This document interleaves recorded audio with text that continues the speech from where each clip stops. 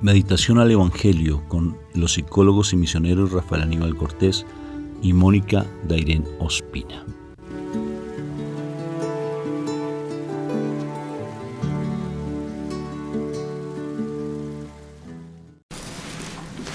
Un saludo fraterno de paz y bien. Dios me los bendiga, Dios me lo llene de mucha paz. Que el Señor siga cada día más llenando tu corazón con ese amor, con esa misericordia, con esa bondad y sobre todo con la gracia que le dio a nuestra Madre María a través del Espíritu Santo.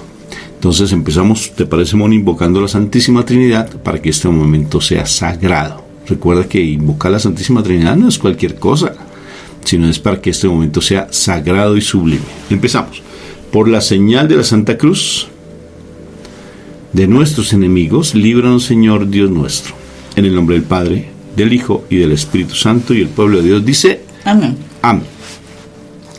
Papito Dios del cielo, gracias por esta nueva oportunidad que tú nos das de estar siempre sumergidos en tu presencia. Gracias porque tú no nos abandonas, porque estás siempre con nosotros. Te alabo y te bendigo, Papito Dios, porque ¿qué somos sin ti, papá? ¿Qué somos sin ti? Decía Pedro algo muy bonito cuando se acercó a mí Jesús. Y le dije: ¿a dónde más iremos si solamente tú tienes palabras de vida eterna? Qué sabiduría con la que contesta él. ¿A dónde más iremos si tú no estás con nosotros, Padre? El mundo siempre está allí atento a quitarnos las bendiciones que tú nos das. Pero aquí estamos con el anhelo de crecer en ti, conocer de ti, alimentarnos de ti. Ven, Padre Santo, a través de tu Espíritu Santo, y danos la sabiduría para poder entender tu palabra, y no solamente entenderla, sino ponerla por obra, y estar siempre sumergidos en ti para hacer la santa voluntad tuya y morir a nuestra voluntad pecaminosa. Ven, Majestad Divina, toma el control de nosotros, de nuestros hermanos, de los que escuchan, de los que ven estos mensajes, y haz la obra tuya.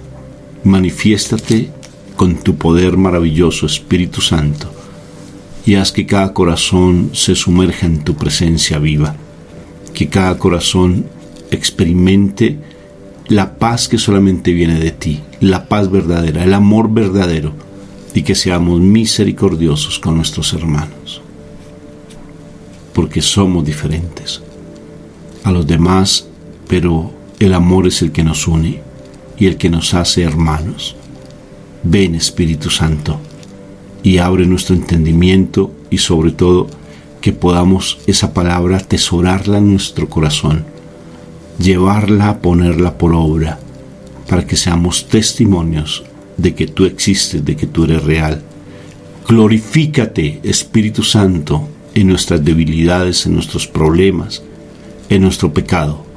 Glorifícate, manifiesta tu poder, Espíritu Santo.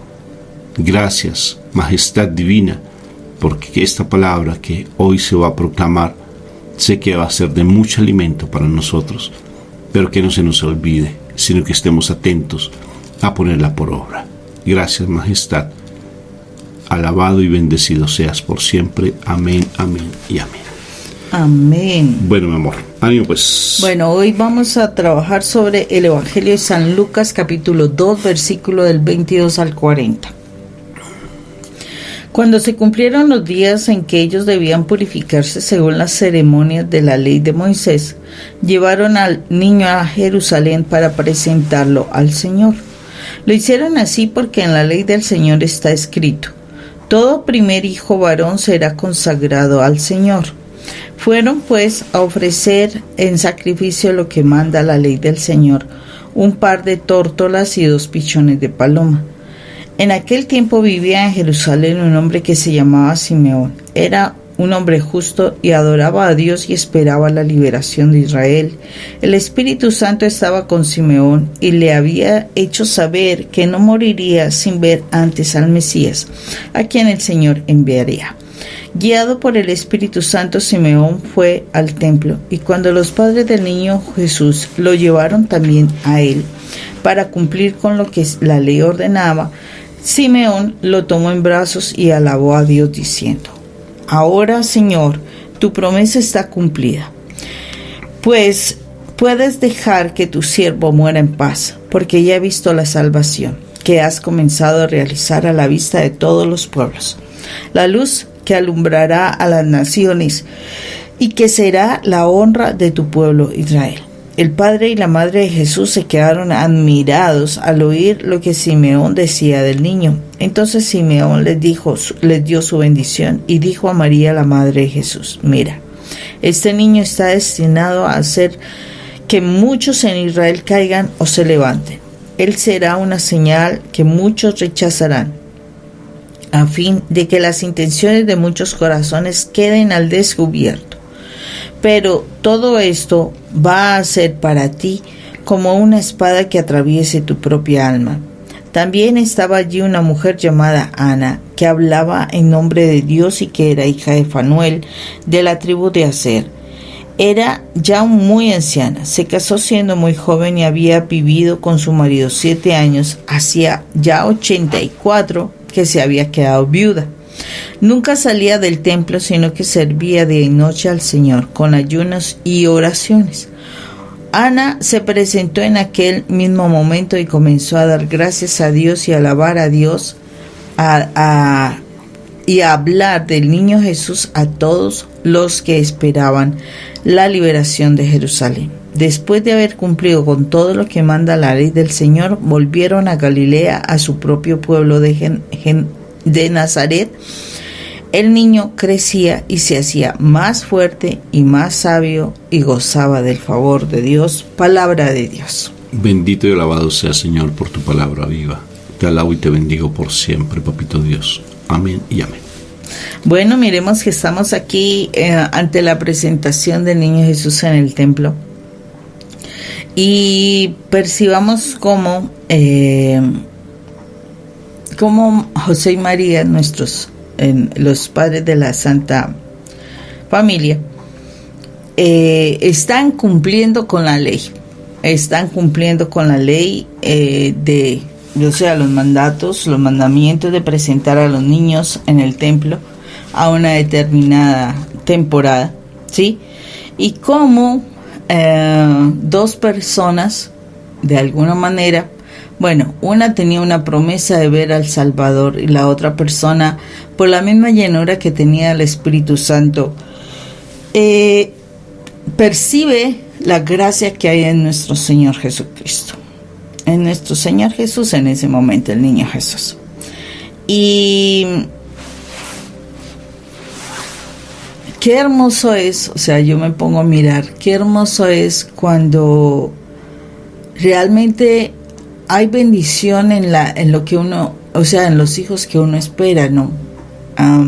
Hace pocos días hacía yo un programa precisamente que miraba que muchísimas cosas suceden en la cabeza de los padres cuando quedan en embarazo, cuando no han planeado su embarazo. Son pocas las familias o las parejas que en la realidad anhelan sus hijos. Son muy pocos. Realmente hay una situación de egoísmo frente a la posibilidad de quedar en embarazo, ¿no? Tanto así que ahorita se prefieren las mascotas. Ahorita hay una proliferación de mascotas porque es más fácil tener una mascota, entre comillas, que un hijo, ¿no? Mayor responsabilidad. Y curiosamente las parejas actualmente prefieren mascotas que hijos. Entonces, hay una situación bien interesante y es cuando yo anhelo mi bebé y para mí mi bebé es una bendición. Para mí mi bebé es algo que podría fácilmente yo comprender que es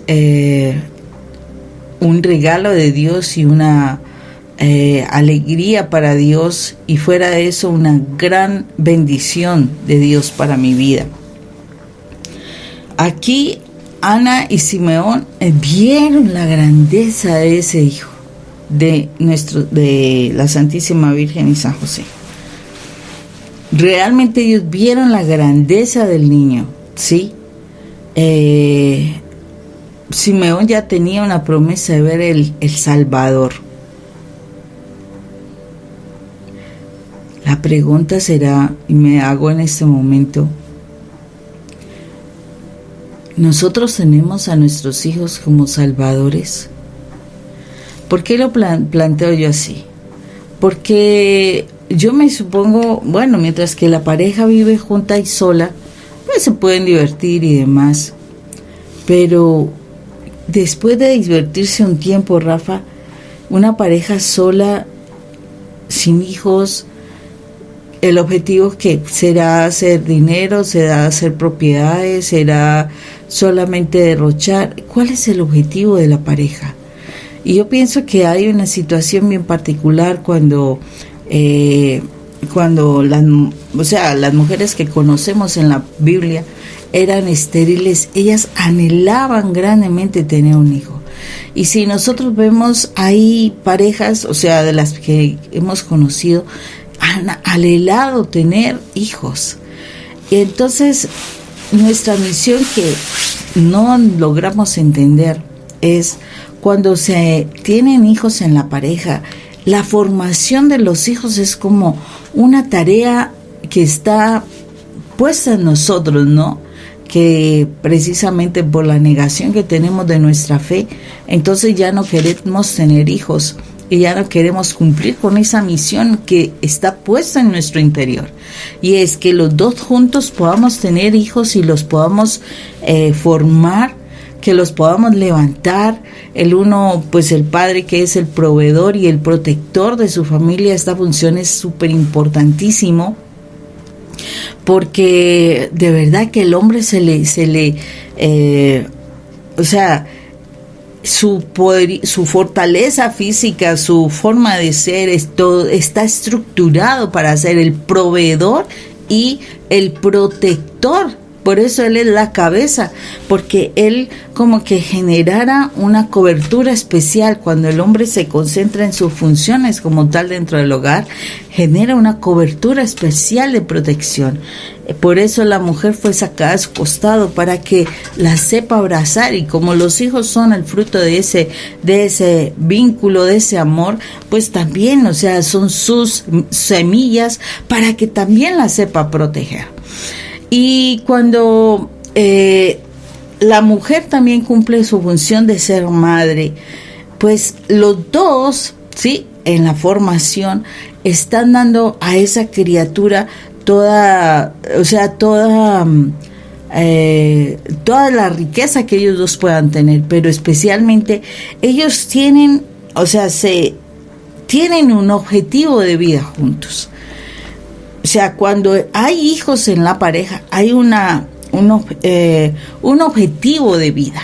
De resto, hacer dinero, hacer propiedades, yo creo que eso no es lo importante, y a veces nos centramos en eso, los padres de familia, que por las necesidades, que por lo que sea, y se nos ha olvidado lo más importante, que es realmente la formación. Yo quedo sorprendida cómo José y María llegan cumplen las normas de presentar al niño Jesús. Nosotros hemos cumplido normas de la iglesia de formar a nuestros hijos para Dios. Eso está en Malaquías 2:15. Que dice que nosotros estamos dados para formar a nuestros hijos como hijos de Dios, para que ellos aprendan a alabar a su Padre. Y pues si nosotros no estamos interesados en tener niños, entonces ¿cuál es el interés?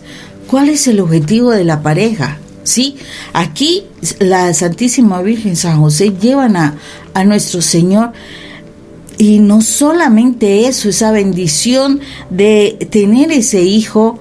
Bueno, aparte de lo que dice Simeón, que iba a causar dolor a la Santísima Virgen, ellos tienen el objetivo de realmente empezar a formarlos. Acordémonos que a los 12 años, el niño tenía que pasar por una celebración especial donde él tenía que dar conocimiento de la palabra de Dios. Eso es dentro del pueblo judío. Ellos entran a formar al niño.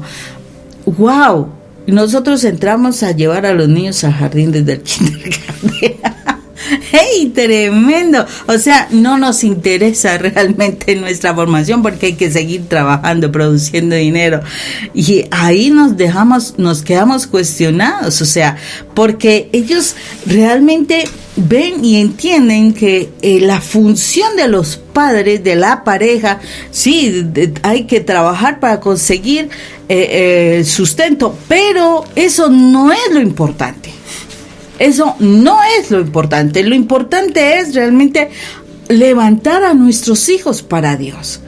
Y ahí es donde también se cumpliría la palabra que dice que nos ocupamos de las cosas del reino de Dios. Y una de las cosas del reino de Dios es formar a nuestros hijos para que ellos sean hijos de Dios. Y si yo me encargo de las cosas del reino de Dios, pues las cosas me llegan por añadidura. Así nos lo dice la palabra, ¿verdad? Entonces, realmente estamos cumpliendo nosotros con esa misión de ser esos padres formadores de nuestros hijos para el reino de Dios. ¡Wow! Impresionante, porque todo pasa para bien, todo tiene su razón de ser en el reino de los cielos, todo pasa para bien. Sé que posiblemente nos estás escuchando y tú no tienes hijos, ¿sí? O tal vez no tienes una relación de pareja. Y eso no implica que realmente tú no seas un formador o una formadora, porque todo tiene su razón de ser en el reino del Señor. Ana, la mamá de la Virgen María, era estéril, no podía tener hijos. La prima de nuestra Madre María tampoco podía tener hijos, que era Isabel. Pero fíjate que tiene un propósito, en los caminos de Dios tiene todo un propósito. Me pongo a pensar si Ana, la que aparece ahora en la Biblia, esta mujer que tiene, imagínate, más o menos como 92 años, porque vivió 7 años, era muy joven cuando se casó con su esposo, 7 añitos duró con él y luego el resto de años, 50 y tantos, que vivió sola, más, a lo que dice ahí la Biblia, casi son 90 y tantos de años, o sea, qué mujer, porque casi el promedio de vida en ese tiempo era más o menos como de 60, 70 años. O sea, que era una mujer muy entrada en años. Pero tal vez no tenía hijos, posiblemente no tenía hijos, posiblemente. Sí, pero no sí, porque no lo reportan. Pero fíjense lo interesante de cuál es el encargo que Dios tiene para nosotros, tengamos o no tengamos hijos. Si tenemos hijos, bien, mi esposa lo está aclarando, cómo estamos formándolos. Realmente, desafortunadamente, no tuvimos esa enseñanza judaica para enseñarle a los niños desde que nacen prácticamente toda la ley de la palabra de Dios.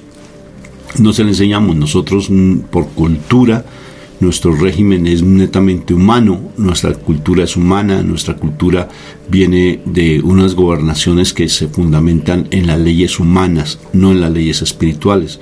Los judíos se fundamentan en lo espiritual, todo su actuar es desde la iglesia, desde la palabra de Dios. Todo judío tiene que estudiar la palabra, tiene que aprender la palabra, todo judío conoce la palabra de Dios, porque por ley lo tienen que hacer, o si no, no hace parte del pueblo de judío. Entonces, imagínate, también los musulmanes estudian, por obligación estudian también su Corán, ¿no? Pero nosotros no.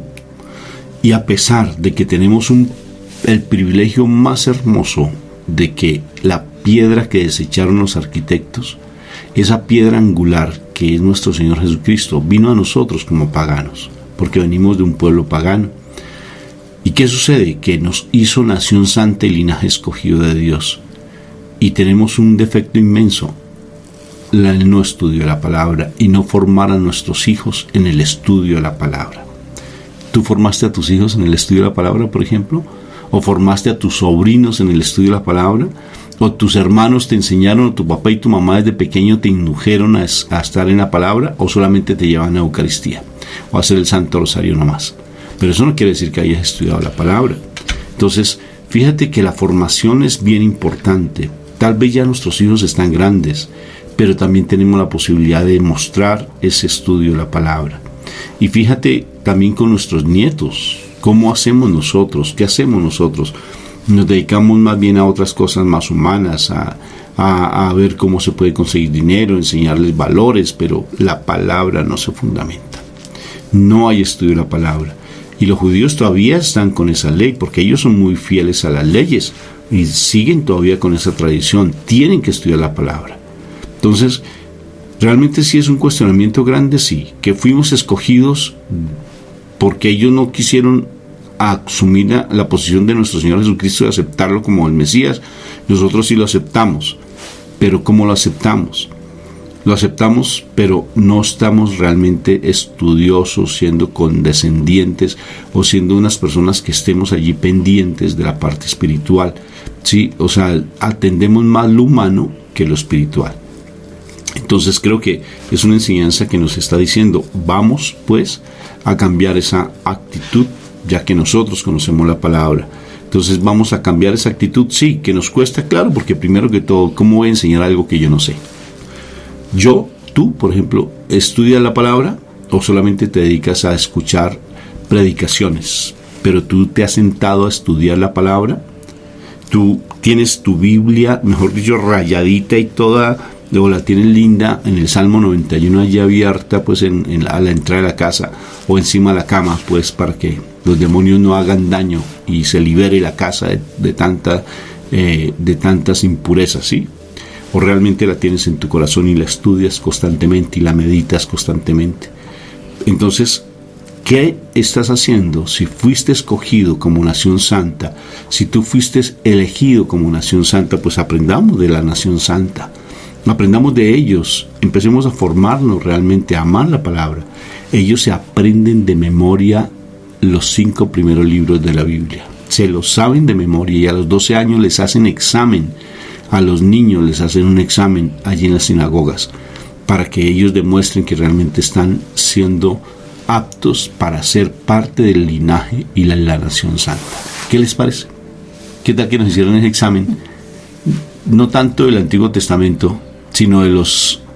Si hablamos de 5 libros del Antiguo Testamento, nosotros tenemos Mateo, Marcos, Lucas y Juan, 4 libros que deberíamos leer, estudiar y aprendérnoslos. ¿Qué tal que serían más corticos además? ¿Te imaginas?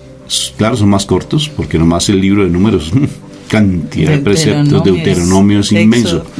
Entonces ponte tú a pensar, si son solamente 4 evangelios, ¿cuánto conocemos de los evangelios? ¿Sí? ¿Sabemos algo? ¿Hemos leído los evangelios, por ejemplo? Y si tú no lo lees, pues ¿cómo le vas a enseñar también a tus hijos a que lo lean? No, pero es que ya soy entrado en años. Sí, tal vez ya me parezco tal vez a estos 2 personajes que ya son mayores, ¿no es cierto? A Simeón, tal vez a Ana, pero mentalmente tal vez soy así. Soy un loro viejo que no aprende a hablar. Esos son dichos humanos. Sí. Eso es mentira para el reino de los cielos. Si tú estás en esa disposición, puedes perfectamente cambiar. Nosotros hacemos reuniones en nuestras casas los viernes y nos encontramos con nuestros vecinos para compartir la palabra los miércoles, en la noche. Y me sorprendió mucho, ¿no es cierto? Un señor, que Dios lo bendiga, nos vino, dijo, yo soy psicólogo. De ay, ¿de verdad? ¿Y dónde estudiaste? No, pues yo estudié aquí cerca, en una ciudad cerca aquí donde vivimos en Colombia. Y estudié, y dijo, pero yo ya estudié siendo viejito. Increíble, ¿no? Dijo, y tuve el interés de estudiar, y se puso a estudiar psicología. Y de verdad, y terminó porque anhelaba estudiar psicología, y la terminó. ¡Qué espectacular! Y a veces nosotros decimos, no, pero es que realmente no vale la pena, estoy muy viejito. Por ejemplo, alguien nos dice, es que yo quiero estudiar psicología, pero es que ya soy como viejita, ¿sí? Pero ahora es la actitud que tú debes tener. Más que estudiar psicología es, estudia la palabra de Dios, dedícate a estudiar la palabra del Señor. Tú, estúdiala, más que estudiar teología y filosofía, ¿sí? Es dedícate a estudiar la palabra del Señor. Y a la medida que tú estudies, también vas a transmitir eso a tus hijos. Hazlo, así sean adultos, transmítela al menos con tu testimonio, ¿sí? Pero conoce la palabra. Entonces es una actitud muy linda por parte de lo que nos muestra la palabra, de lo que es enseñar también a nuestros hijos. Y esta enseñanza, Moni, también algo que a mí me sorprende. Son 2 adultos. En la época de mi Señor Jesucristo había la lucha de creer o no creer en el Señor. El niño está pequeño, el niño muy pequeño, todavía no tiene 12 años. El niño sí es 40 días de nacido, ¿verdad? y él está muy pequeñito, lo quieren presentar en el templo y allí está esperando. Mira las diosidencias, 2 personas maravillosas que creen en el Mesías, 2 personas maravillosas que en ese tiempo, a pesar de que esperaban al Mesías, todavía lo siguen esperando allí en ese pueblo escogido de Dios. Allá lo están esperando todavía. Pero estas 2 personas adultas, qué sabiduría tan impresionante, cómo se dejan llevar por el Espíritu Santo. Y es un hombre y una mujer, 2 personas que anhelan en su corazón esa sed, tienen esa sed de buscar del Mesías, adultas. ¿Y por qué? Por la inspiración del Espíritu Santo y porque creyeron en las promesas de Dios. Porque la promesa de que iban a ser el Mesías la dice el profeta Daniel, y habla que van a ser en Nazaret, en Belén, y da la fecha de su nacimiento, según una profecía de Daniel. Y la gente esperaba ese nacimiento, y ellos 2 creyeron. 2 entre muchísima gente creyeron. Esa sabiduría hermosa que debemos tener, que da por el Espíritu Santo, es el anhelo de querer conocer del Señor. Qué hermoso como el anciano Simeón anhelaba fervientemente conocer del Señor. Ana se siente dichosa de conocer del Señor y siente en su corazón un fuego que le quema por conocerlo, si no le importaba el tiempo, y anhelan y anhelan y anhelan. Decía ahí el anciano Simeón que él era lo que quería para poder estar en paz, estar ante la presencia de Dios, conocer de nuestro Señor Jesucristo. ¡Qué precioso! Sentimos ese ardor por conocer del Señor, sentimos ese calor en nuestro interior por querer apropiarnos del Señor, sentimos ese anhelo de estudiar, ese anhelo de estar buscando de Él, Moni. Qué interesante. Impresionante, Rafa, porque precisamente uno se tiene que cuestionar, o sea, si nosotros venimos de pueblos paganos, nos dan la oportunidad a nosotros de conocer del Señor, y entonces en ese momento uno se entra a cuestionar, si nos dan la oportunidad de conocer del Señor, de dejar esta vida de idolatría del pueblo pagano para conocer al verdadero Rey de Reyes, solamente lo tenemos esa bendición por título, o sea, esa es la postura fácil. No, ya me dieron el título de que usted es hijo de Dios, pero es que no es solamente tener el título, es saber comportarse como hijo de Dios, y yo creo que ahí nos está faltando demasiado a nosotros, demasiado. ¿Por qué? Porque realmente no nos interesamos con plenitud de sumergirnos en el reino, en el río de Dios. No nos sumergimos en su palabra, no aceptamos su palabra. O sea, y tampoco nos interesa formarnos para formar a nuestros hijos para Dios. Entonces, ¿cómo necesitamos realmente cambiar esa mentalidad pagana que tenemos para realmente volvernos parte del pueblo de Dios y tener esa bendición? O sea, es como el niño adoptado, sí, realmente, de que en un momento determinado, no, estos no son mis verdaderos padres, y empiezan a comportarse molestos, indignados, se ponen rebeldes y todo eso. Nosotros estamos haciendo eso con Dios. Sabemos que somos los hijos de Dios y estamos rebeldes, y entonces queremos hacer 1000 cosas, una cosa y la otra. Y la verdad, el Señor nos está dando la oportunidad de salvación, de que después de este momento de vida vayamos a su reino y de verdad estemos disfrutando con Él. Entonces, tomemos conciencia de qué es lo que tenemos que hacer para realmente ser esos hijos de Dios, porque es que en este momento solo tenemos el título, pero no somos los hijos amados de Dios, porque no nos comportamos como tal. Sí, tenemos el título, fue un regalo. Imagínate que te dan el regalo tan lindo, un regalo que te den hermoso, algo anhelado, algo que te den preciosísimo. Eras un abandonado, sí, y te dan una oportunidad de tener un familia. Y te dan un regalote hermosísimo. Y ese regalo que nos dieron de ser parte del linaje escogido de Dios, nación santa, imagínate el regalo tan inmenso que no lo entendemos. Ese regalo, ¿cómo lo estamos ultrajando, mancillando, lo estamos desechando? Lo estamos simplemente, sí, nos dieron ese regalo y para de contar. Impresionante. Me llama mucho la atención la historia de Chesuito, ese ratoncito que se vuelve un chef. El hermano del chef Él le va a saborear la comida y dice, ven, come, come. Y él come y traga, porque está acostumbrado a tragar el alimento y no a disfrutarlo. A veces somos así a nivel espiritual. No disfrutamos las riquezas que el Señor nos dio en ese regalo tan lindo de hacer parte de la nación santa y ese linaje escogido de Dios. Dile al Espíritu Santo que te dé esa revelación de por qué somos nación santa y qué implica ese regalo tan hermoso. Dios te bendiga. Dios te bendiga, un fuerte abrazo.